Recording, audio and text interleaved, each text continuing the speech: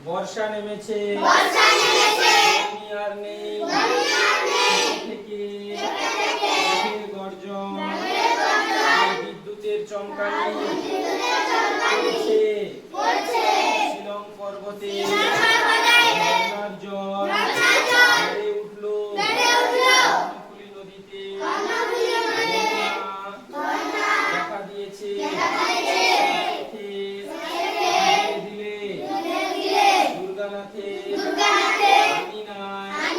জল উঠেছে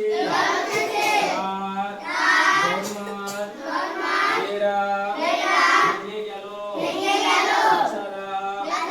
গরুগুলো বড় দুর্গতি পাকে দাঁড়িয়ে আছে চাষিদের কাজকর্ম সব বন্ধ ঘরে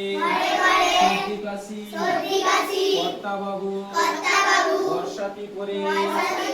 চলেছেন সঙ্গে তার তুর্কি মিয়া ভর্ত সব ঘরে গিয়ে